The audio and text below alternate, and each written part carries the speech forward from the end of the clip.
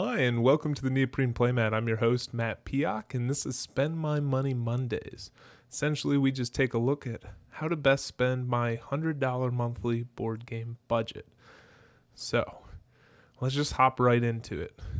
To begin with, Cosmic Frog. You guys have heard me talk about this a whole ton, this skirmish game between 2-3 mile tall immortal frogs that collect land into their gullet. And the reason I keep bringing updates is because my mind from week to week can often change. Cosmic Frog is still on my list. It's still something that I'm going to purchase. That said, there are games I was planning on purchasing that are no longer in the queue, so we'll get into that. This one, though, still has my eye caught. I love the artwork. I'm really excited. Really excited about this one coming in. So I won't spend too much longer about that because, well, you've heard enough about Cosmic Frog. So let's move on to the next one. All right, Twisted Fables. As you guys know, this one came onto my radar, was something I was really looking into, considering dropping Townsfolk Tussle to pick this one up. It's got your characters. You're playing these, different Fable characters, and the map is here. In the deluxe version, you get a neoprene playmat to go under this, so it looks a little bit more organized. But you're moving back and forth on these cards, attacking one another. Your deck building, so you're taking these generic cards, adding them to your decks, as well as adding certain cards from your specific Fable character. I believe there's 3 different decks that you could end up choosing cards from to kind of spec out your character. And ultimately, why I'm passing on this one is it just came to be in a spot where I just have too many games like this. Super Fantasy Brawl is the latest addition to these 2-player head-to-head games. I'm really enjoying that, and I'll be getting that to the table a lot. This, to me, looked really similar to BattleCon, which I almost have all the content ever released for BattleCon, which I don't know if I'll ever get through it all, especially because I don't play as much now. I know there's a deck building element to this that's not in BattleCon, but ultimately the idea of moving and reacting in a line format is really similar.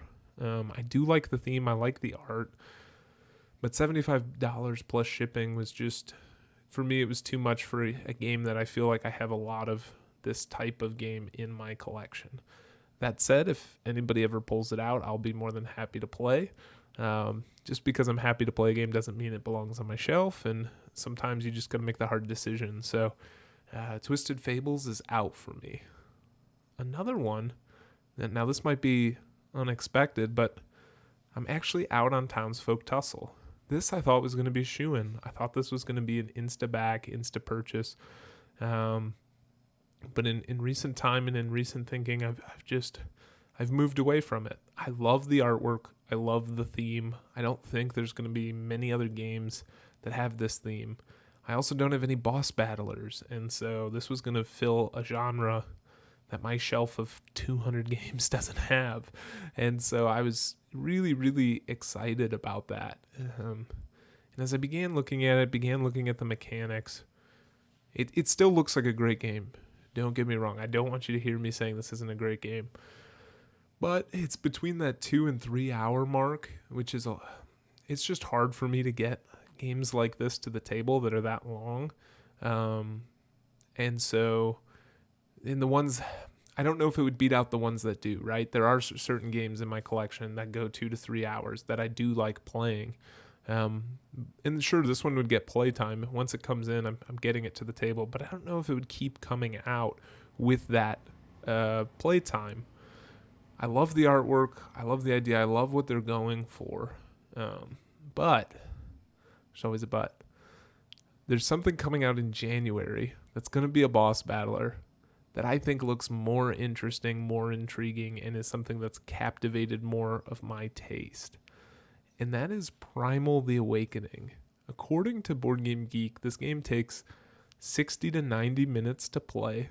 It is campaign style, so you can do one-shots, but you can also tie each campaign together, which is something I like. I like having that versatility there, and I like the idea of being able to get through an entire boss battle in 60 to 90 minutes. The other piece of this, and unfortunately, I don't have pictures of the cards. King of Average did an awesome video on Primal The Awakening. He goes over the whole combat system. He released it 3 or 4 months ago. But he brought it up again in a recent overview, and that's kind of what brought me back, because it had slipped out of my mind for a little while. But you're going to pick one of these 4 characters here, and look at this like giant monster. This is what you're fighting.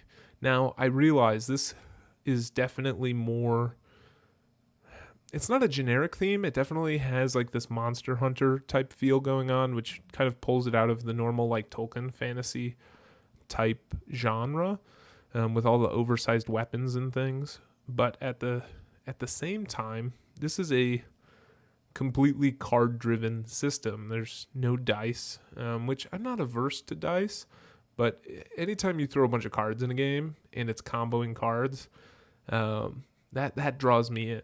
There's multi-use cards, so cards are all going to have an amount of stamina on them in the lower left-hand corner, and you're going to be able to discard those cards to play other cards. So there's these heavy decisions of what cards in my hand do I get rid of. I love that mechanic.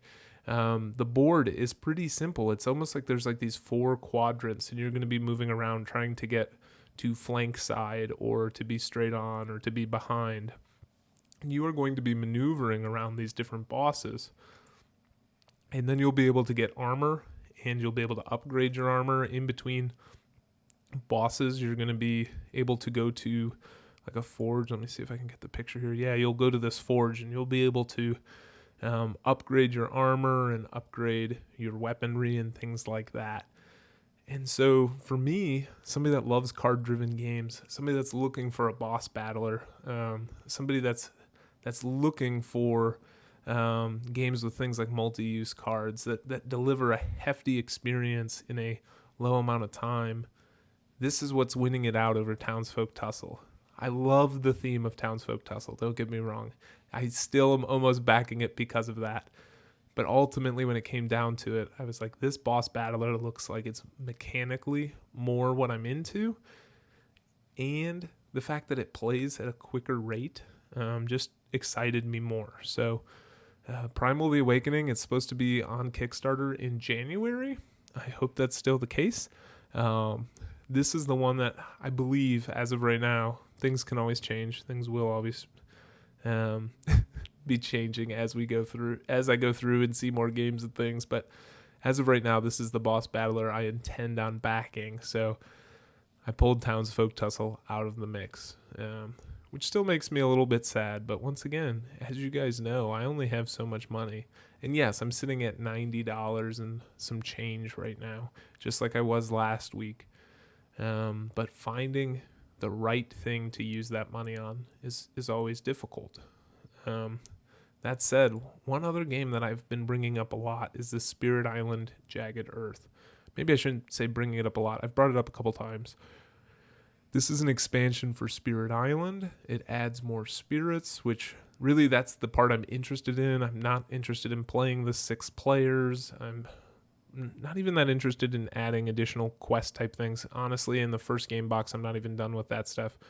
But anytime a game gives me more character options and more things to try out, I just want to play it more. And so these are the types of expansions I like, where it just gives you more versatility in like your character selection or the decks of cards you play with, where it doesn't necessarily change up the game mechanics too much.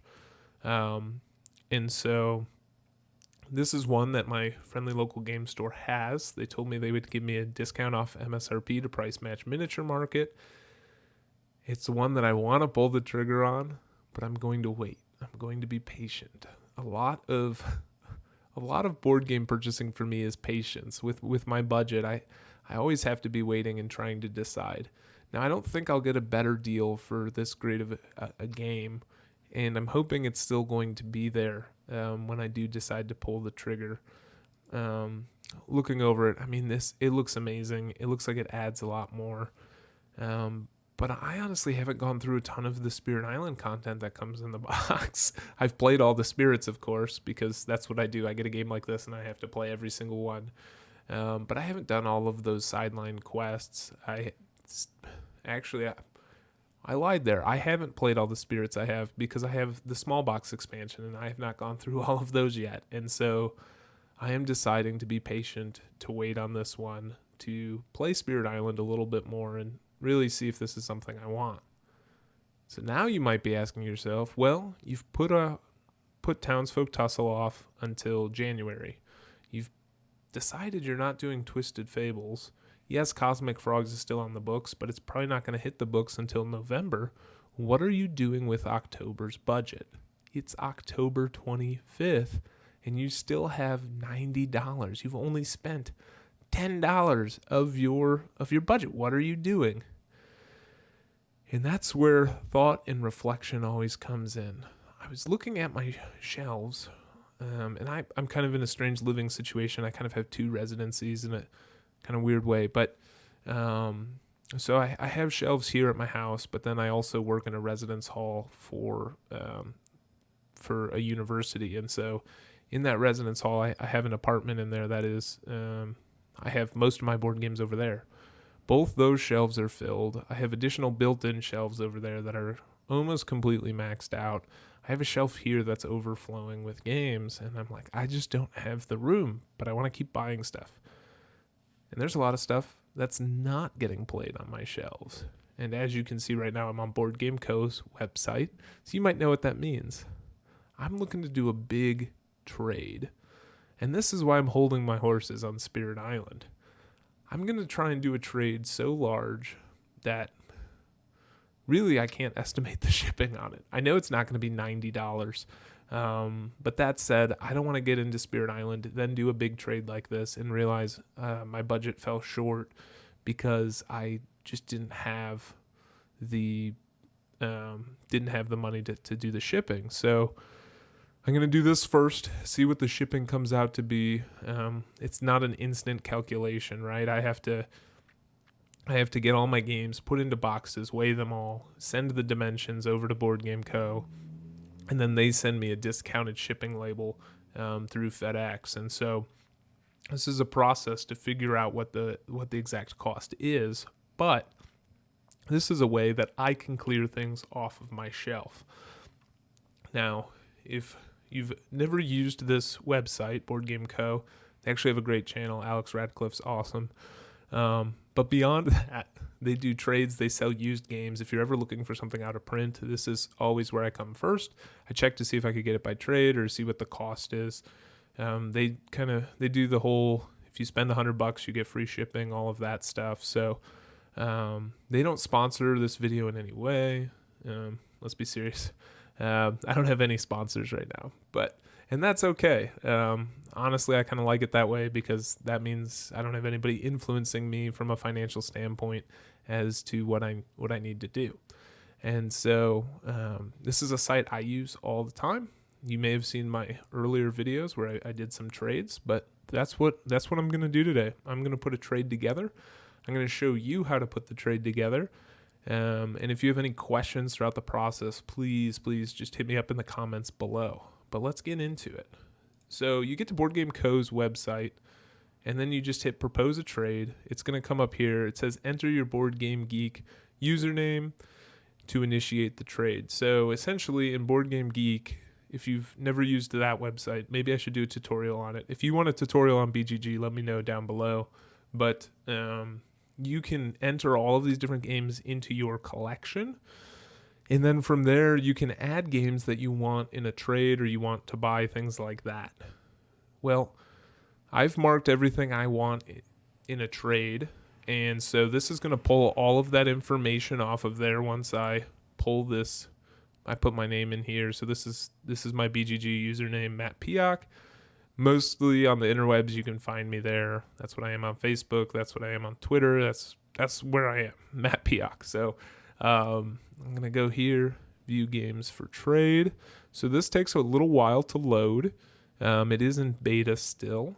But what's going to end up happening is it's running that list of all the things I want to trade that BoardGameCo has. And then it's also saying, oh, these are everything you own in your collection. These are all the things that you have marked that you want to trade. let's pull all of those up as well and tell you what our points are going to be for that.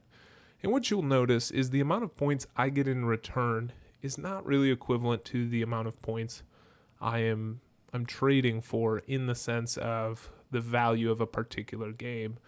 And this is because BoardGameCo's got to pay for the shipping to get these games to me. They've got overhead in a warehouse. They've got employees to pay that are going through all the games and looking through things. If you want a more even trade, there's places like Buy, Trade, Sell board games on Facebook and things where you can get a more tick-for-tack deal. That said, with someone like me that has a bunch of stuff on my shelf that I'm trying to clear off space, I'm okay trading a bunch of older games that I haven't touched in a long time to get new, fresh games and to clear off some of my shelf space. Additionally, I'm happy to have a place that I can trade all in one spot. I'm not looking for somebody. I'm not gathering any addresses. This makes it very, very simple. That said, there are sometimes some issues with it, in that if I propose this trade, he can always decline. The trade gets processed through BoardGameGeek. If he doesn't like what the trade proposed is, usually it's fine if you do enough points. You want a minimum of 150 points, so it makes it worth it for him to pay shipping and whatnot. But all of that said, sometimes other people get to games before you as well, and I've had that happen to me. All right, so let's take a look over this page. So these are the items I have marked for trade that Alex wants, or BoardGameCo. I shouldn't just call him Alex, because this is his company's interest, not necessarily his. These aren't going to his personal collection. So BoardGameCo wants these games that I have for trade. That said, I can just check this. And so now it's going to show all games in my collection, not just the ones that are on my trade list. And you'll see this list is much longer than it was before. All of that said, if I keep scrolling down, sorry if this makes things crazy with all the scrolling happening, but you will see that there are games that have, oh, no, I'm sorry, I apologize. I forgot to click something. I can also do this, so I can turn off BGC wants. So then, now if I go down, sorry, I'll scroll quick here. You'll see there are games that are in white instead of blue. Now, in a previous video, I was saying, I don't know if I can trade these with him because he doesn't want them. Well, I've reached out, I've talked to Alex, and he said, no, I'll take anything off your hands. Anything you want to trade is fine. Just know that you get way less points for the games that are white, because I don't necessarily need them for inventory. But he's like, as long as they're not marked NA, like this, he'll still take them. So this is another good way for me to unload games that I really just don't want on my shelves. I'm doing shipping anyway. Might as well send some of this bigger stuff that I'm never going to play again. So, that said, we also have my list of wants over here. All the different stuff I have marked want in trade that that he owns, that he has in his shop, or that BoardGameCo owns, and I'll be able to check mark each one, and I'll be able to check mark each one on my side, and then I'll be able to initiate a trade. Now, what's really important is that the points match up. Usually he'll accept any trade where it's above 150 points and the points match up. But he is also expecting that the box is in pretty decent condition. And I will tell you, today I have a couple games where the boxes are they're not perfect. Some of these have been on my shelf for a long time. And so what I'm going to do is I'm actually going to add more points to the trade, let him know right after the trade happens, hey, just so you know, the boxes aren't perfect in these games. All the components are there. All the components are fine. But just thought you should know. That's why I gave you extra points beyond what was anticipated. So let's go through. I always like to check what I want first, and then from there try and match the points with my collection over here. So to begin with, Brass Birmingham. He has the condition marked here, concave lid, 135 points. I'm going for it. Never played Brass. Have always wanted to play Brass. It's really high on the BGG list. I'm going for that one. Coimbra. This is the same design team that brought Alma Mater, which I have Alma Mater coming in from Power to the Meeple soon, once Cosmic Frog comes in. They did Lorenzo Magnifico, which is my top 5 game of all time. So I'm really excited about this one. I'm going to mark it. Dale of Merchants. This is one everybody talks about as one of the best deck builders, but at the same time, nobody talks about it. It's the weirdest thing. Everybody that's played it, they just say how many great things there are about this game. Yet I don't really hear in the mainstream a ton of people talking about it. So for 26 points, I gotta try it out. Putting it in. All right. So let's scroll down here. In the Hall of the Mountain King is one I have wanted for quite some time. It looks really cool. It's a polyomino laying game, but it's beyond that.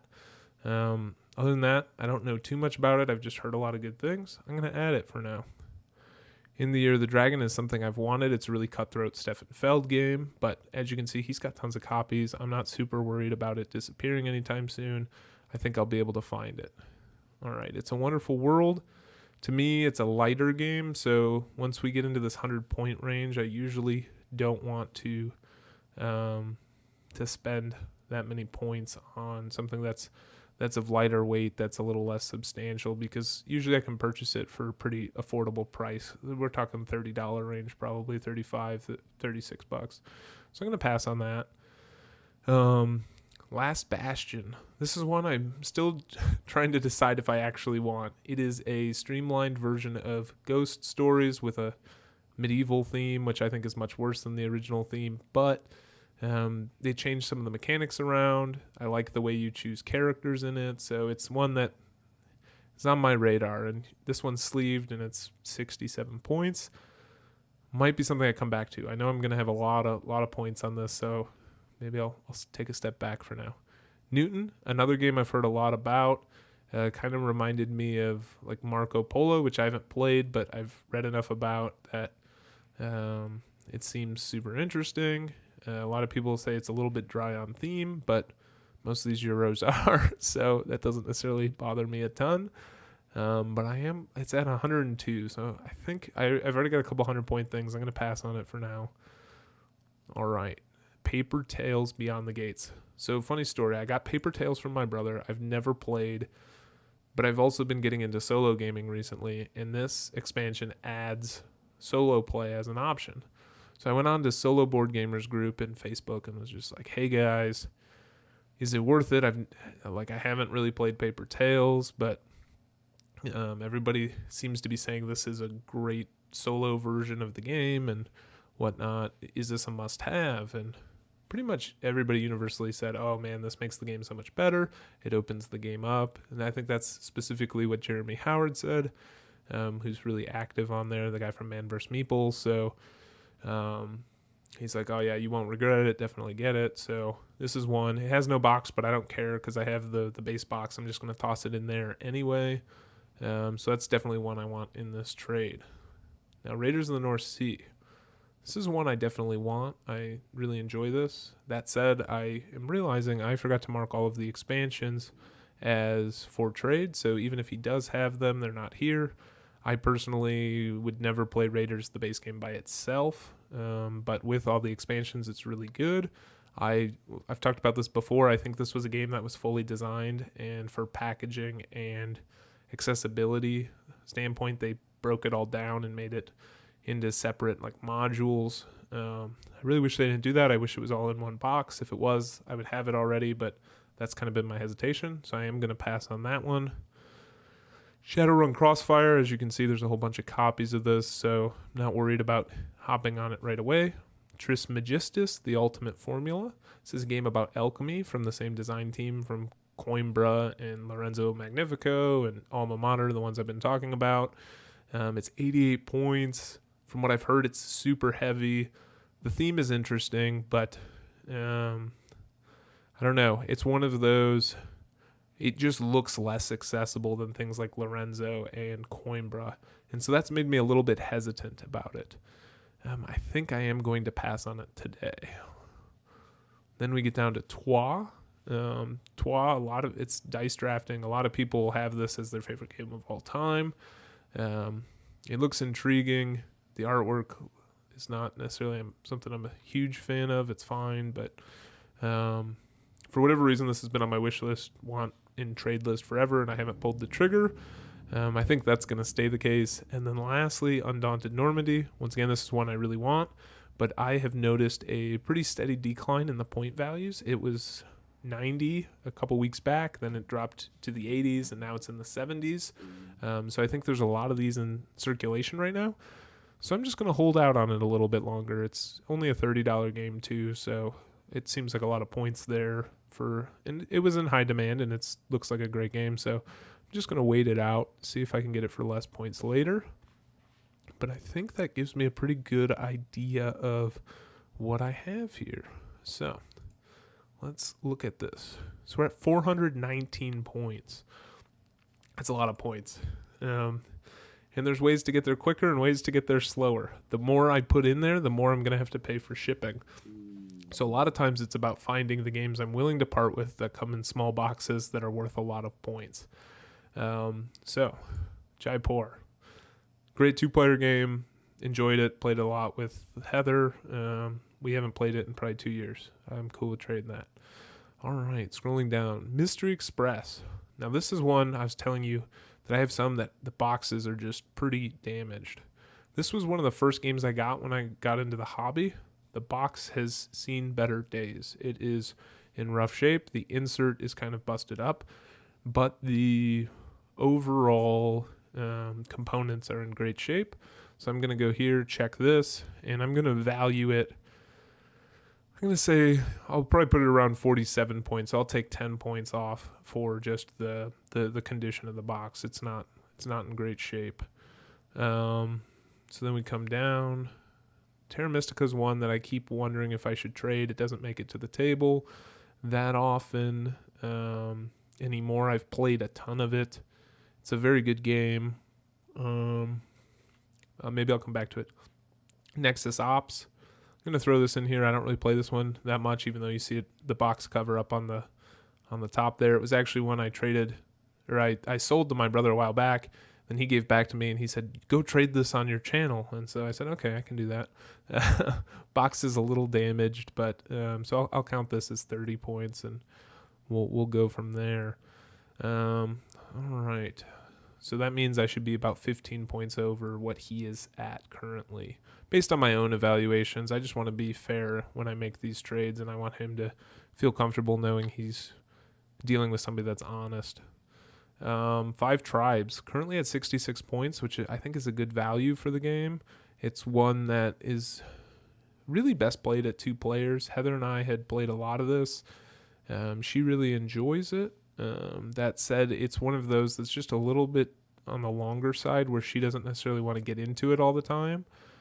So I don't think she'll mind if I end up trading this away. We probably haven't played in about a year or 2. So, all right. And now I am at 419 points that I have to get to. And if we add the 15, what is that? Like 434. Where's it? 420? Yeah, something like that. 434 points. So I'm gonna have to throw in something big here to really pull this in. So Mechs versus Minions. I'm looking at it. It's 113 points. I haven't played it that much. I've got some of the minis painted already, but Alex said that was okay last time I talked to him. So I'm gonna throw this one in there. All right, let's keep moving down here. All the stuff that he wants. Not trading any of my Sentinel stuff. I like that stuff a lot. Now, Batman Love Letter. Had I known this would be so valuable, I would not have thrown the box away. I have a small box that carries all of my like small games that we play a lot. That said, too, Heather and I still play this one a lot. I do have the Kanai Factory edition of Love Letter as well, but for whatever reason, we do like the Batman one better. As much as I love that point value trade, I'm probably going to just keep it. Don't want to have to deal with that. This is one I've thought multiple times about trading. 48 points here for this one. The problem is this is the box I also use for all of my legendary Marvel stuff. And so I don't know what the heck I would do with all of that. There's just too much stuff there. And so to separate it all out, too, that'd be a ton of work to get it down to just the villains. And that would put us at, I mean, that's 48 points. It's pretty good for it. I don't play this one a lot. I usually play the Heroes one more often. But, yeah, we'll pass on that one for now. Definitely not trading Spirit Island or Terraforming Mars. I like both those games. Rising Sun I just acquired from my brother, so I'm definitely not trading that. That's one that I wanted off of him. All right. Continue to go down here. Is there anything else here that I'm... Bunny Kingdom's one I might trade. I like Bunny Kingdom a lot, but it doesn't hit the table that often. There's just other games that tend to beat it out. And 56 points isn't a bad value at all. It's something I got in a math trade a while back. And so moving off of it again definitely wouldn't hurt me. I'm going to put that in there. All right. Let's continue to move down. All right. I wonder how he does these roll and writes, because if you use any of the sheets, like at some point it's not super valuable. Like I have a Gonshan Clever, and I think we're down to 3 sheets left. Like we play this game all the time. We need to really just laminate them, but yeah. I wonder what he does when he receives something that has no sheets. I would never do that to him. I'm just curious. Our Quinto is almost out of sheets as well. We play those a lot, but all right. So continuing to look, continuing to see what's out there. Guagong is one that just doesn't hit the table that much, even though it's a fun game. I like it. It's a cool concept. There's just other games that fit this genre that I like better, so I'm going to throw that in there. Role Player went up in value. Role Player's at 73 now. Oh, that almost makes me want to trade it. This is always a bad thing, because so Role Player's one that I'm always on the fence about trading. It's a fun game. Anybody wants to play it, I'll pull it out. Somebody in my game group has the giant, huge, everything in the box version that just launched from Kickstarter just a little while ago. And so it's like, I don't even know that I necessarily need my own copy. Yeah, I got to throw it in. All right. Moving off of that one. All right. This could be interesting depending on what we come up with here. These are all stuff that I've acquired recently. None of these are necessarily things I want to get rid of. All right, there's that new Paper Tales I was telling you about. All right, so Infamy, I like that game, like this game. This has made me think too. 41 points for this is pretty good. I still have that box too.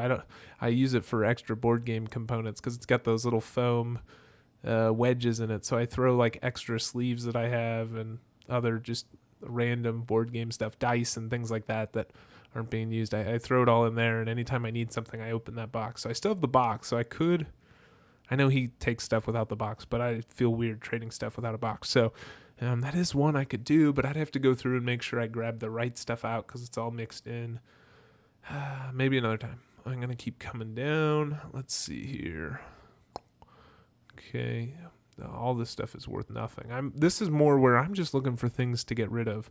Like I said, my shelves are really full, and I got Kickstarters coming in and things. I'm trying to find a way to clear out space. And so anything I can get value with through a trade is going to be a good thing. Alien Artifacts, once again, this one you can buy anywhere. It's pretty cheap. It's a lot better game than it gets a rap for. I really enjoy it. The problem is they tried to sell it as a 4X game. It's not a 4X game. They were kind of cheeky and put all of the different like exploitation and exploration on all the cards and stuff. Ignore all of that, and it's a fun game. I really enjoy it, but don't buy it thinking you're getting a 4X game. That said, it's a great buy if you find it because it's super cheap everywhere. So check that out. This one, I've played it. I haven't played it in probably 5 or 6 years. It takes up a ton of space on my shelf. I don't care that it's only 13 points and there's a bunch of miniatures in it. It's going to clear up some shelf space for me. The one thing to consider is it's going to add a lot to shipping because it's heavy, but I got to get it out of here. Time and space, as you saw, well, if you watched, I had a video on my shelf of shame, shelf of opportunity, and this was one of those games that was on there. I've had it for 8 years now. No, 7 years. 7 years and haven't played it. I'm just gonna trade it. There's nothing keeping it here for me, and creating some more shelf space will be good. All right. Continuing to go down, continuing to look at this stuff. Is there anything else that I need to get rid of? Oh, it's sad that this is only 28 points. Ethnos is another great game. Raxon's only 5. This is one of my favorite solo games. I will come out here and say that. I don't know if he has copies of it now, but if he does, they're probably pretty cheap if he's only looking to give 5 points for them. So definitely would look into checking that out if you haven't and you're a solo gamer. Only 3 points for Untamed Feral Factions. Interesting. He's got an algorithm that determines all of these point values. So, this game is horrible. I would trade it in an instant if I could. But obviously it's NA here. Apparently I think they published the game with the wrong instructions, because about 2 or 3 weeks after I purchased this at a convention, they released something about the new rules. It's supposed to fix it, but I would have liked the good rules to be in the box. I don't know. I just haven't had the will to read through the new instructions and try to play it. It just sits on my shelf. So sad I can't trade it. But otherwise, we're going through looking. I think that's it. That's everything that I want to trade. So let's take a look at where we're at point wise, and that will be helpful to us. All right. So we are at 502 to his 419, which means I could either remove something from here that I'm not ready to part with yet, or I could add something from the other end. So let's see. I think what I'm going to do is I'm going to take 5 tribes off the table, and let's see where that puts us. Did I pass it already? Oh, no. Sorry, I'm inviting you here into my mental space when I'm doing these things. Yeah, I passed it. So, yes. Trying to find it. Search by name. This will be helpful. Oh, did it just alphabetize everything? Yes. That'll make things helpful. I didn't realize you could do that. Find out something new every day. So I'm going to take this off, and then let's try this one more time. So this puts me at 436 to his 419. I think that's enough extra to say, hey, some of these boxes are damaged, but let's do this. I'm trading 1, 2, 3, 4, 5, 6, 7, 8, 9 games for 1, 2, 3, 4, 5 games, one of which is an expansion. So that's definitely going to free up some space on my shelf. I'm going to send him this trade now, and let's see what happens. All right. So from my end, what's going to happen from here on out is Alex is going to get back to me in Board Game Geek and let me know, hey, yes, this trade is on, yes or no, here's the problems with the trade. And so hopefully everything will go through. It's a rather big trade, and for him, that definitely makes things worth it more, because he's acquiring more product for the amount of shipping he's paying. And so I'm excited to see what happens when this one goes through. If you have any questions about doing these trades or setting any of this up, please let me know in the comments below. And thanks for joining me. This has been the Neoprene Playmat. Have a great day.